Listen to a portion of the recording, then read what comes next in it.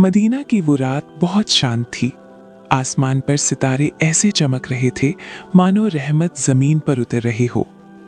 घर के एक छोटे से कमरे में बीबी आयशा अपने दो बेटों जैद और उमैर के साथ बैठी थी। घर में खाने को बहुत कम था, कपड़े पुराने हो चुके थे, लेकिन दिल अल्लाह पर भरोसे से भरा हुआ था। अचानक दरवाजे पर दस्तक हुई। बीबी आयशा घबरा गईं, इतनी रात को कौन आ सकता है।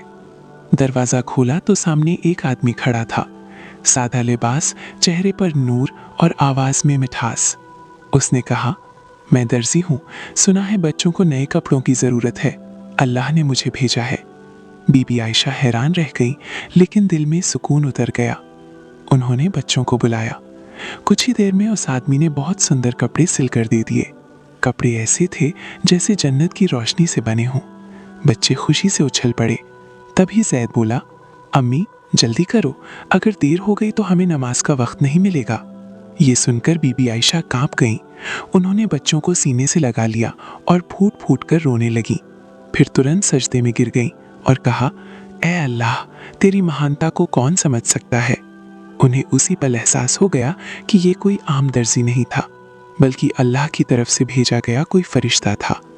उन्होंने बच्चों से कहा, बेटा जाओ और उन्हें मेरा सलाम कहना, कहो कि आज हमारे मेहमान बन जाएं। बच्चे दौड़कर बाहर गए, लेकिन तब तक वो आदमी घोड़े पर सवार होकर बहुत दूर जा चुका था। बच्चे जोर से पुकारने लगे, दर्जी साहब, अम्मी ने सलाम कहा है, वापस आ जाइए। तभी हवा के साथ आवाज आई, अपनी अम्मी और अब्बू को मेरा सलाम कहना, फिर मिलेंगे, अस्सलामु अलैकुम। बीबी आयशा खिड़की पर आईं। उन्होंने देखा एक नूरानी शख्स आसमान की ओर उड़ रहा है। उसकी रोशनी सूरज की किरणों से भी ज्यादा चमकीली थी। फिर वो अचानक निगाहों से ओझल हो गया। कुछ देर बाद बच्चों के अब्बू हजरत सलमान घर लौटे। बच्चों को नए कपड़ों में देखकर वो हैरान रह गए। बीबी आयशा ने पूरी घटना सुना दी। हजरत सलमान सजदे में गिर गए और बोले, ऐ अल्लाह, तेरे लिए कुछ भी नामुमकिन नहीं। फिर उन्होंने कहा, वो कोई और नहीं बल्कि फरिश्तों के सरदार हजरत जिब्रील अलैहिस्सलाम थे। ये सुनते ही बीबी आयशा की जुबान से निकला, अल्लाहु अकबर।